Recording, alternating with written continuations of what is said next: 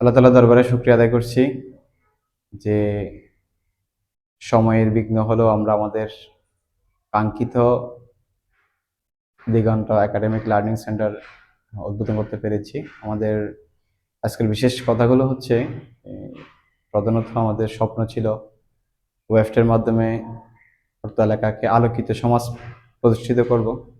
সেই আলোকিত সমাজের আরো একটি ধাপে আমরা পদার্পণ করেছি।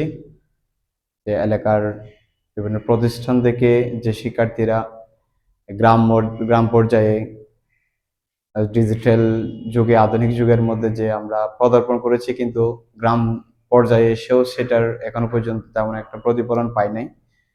সেই প্রতিফলনের লক্ষ্যে আমরা এই দিগন্ত লার্নিং সেন্টার আমরা উদ্বোধন করেছি। আমাদের বিশেষ ফোকাস থাকবে আমাদের শিক্ষার্থীদেরকে আমাদের এলাকার যুব সমাজকে কিভাবে শিক্ষার দিকে এগিয়ে নিয়ে যেতে পারি। সার্বিক তত্ত্বাবধানে ওয়েফট থাকবে, welfare association for future talents. সেই ফিউচার ট্যালেন্টগুলো আমরা বের করার জন্য আজকের দিগন্ত একাডেমিক লার্নিং সেন্টার। আমাদের বিশেষ কিছু কর্মসূচি রয়েছে, বিশেষ কিছু বৈশিষ্ট্য রয়েছে আমাদের। আগামীতে ভবিষ্যতে আরো ভালো ভালো শিক্ষক দিয়ে আমরা এই লার্নিং সেন্টার প্রতিষ্ঠিত করব, পরিচালনা করব ইনশাল্লাহ। আমরা প্রথমত প্রাইমারির তৃতীয় থেকে এবং জুনিয়রের অষ্টম শ্রেণী পর্যন্ত আমরা আমাদের পাঠ্যক্রমগুলো পরিচালনা করব। 3 থেকে 5 পর্যন্ত সকালবেলা এবং ষষ্ঠ থেকে অষ্টম পর্যন্ত আমাদের বিকেলবেলা চালু করার কথা রয়েছে। যেহেতু প্রথম মাস, প্রথম দিক থেকে আমরা সবাইকে নিয়ে সকালের সময়টা সেট আপ করবো। সকাল 7টা থেকে স্কুলের প্রবেশের আগ পর্যন্ত আমাদের এই পড়াশোনা, আমাদের এই লার্নিং সেন্টারের কার্যক্রম পরিচালিত হবে। বলবো যারা শিক্ষার্থীরা আছে আধুনিক শিক্ষায় শিক্ষিত হচ্ছে, বিভিন্ন কারিগরি শিক্ষার অভাব রয়েছে, আমরা সবগুলোর দিকে ফোকাস রেখে আমাদের যে বৃত্তি প্রকল্প আছে, আমাদের যে সাংবাদিকতার একটা বিষয় WTV আছে, আমাদের বিভিন্ন কারিগরি শিক্ষাগুলো আমরা আমাদের ওই লার্নিং সেন্টারের মধ্যে দিয়ে থাকবো ইনশাল্লাহ।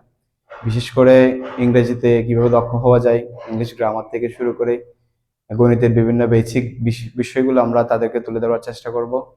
আমাদের বিভিন্ন প্রতিষ্ঠান থেকে যে শিক্ষকরা যাদের যোগ্যতার সাথে শিক্ষা প্রতিষ্ঠানে পরিচালনা করছে তাদের সাথে যোগাযোগ করে তাদের পরামর্শ কিংবা সেই শিক্ষকদেরকে আমাদের লার্নিং সেন্টারে আহ্বান করে যদি আমাদেরকে সাড়া দেন, আমরা ইনশাল্লাহ তাদের মাধ্যমেও অথবা আমাদের এলাকার যে বিভিন্ন বিশ্ববিদ্যালয়ে যে শিক্ষার্থীরা রয়েছে, এই বিশ্ববিদ্যালয়ের পড়াশোনার পাশাপাশি যে একটা অবসর সময় আছে কিংবা এলাকায় এসে যে সময় কাটায়, সেই সময়টা আমরা আমাদের লার্নিং সেন্টারের মাধ্যমে বিভিন্ন বিশ্ববিদ্যালয়ের ভর্তি যারা হয়েছে সেই শিক্ষার্থীদের অভিজ্ঞতা থেকেও আমরা সেই কথাগুলো নিয়ে আমাদের লার্নিং সেন্টার আমরা পরিচালনা করবো ইনশাল্লাহ।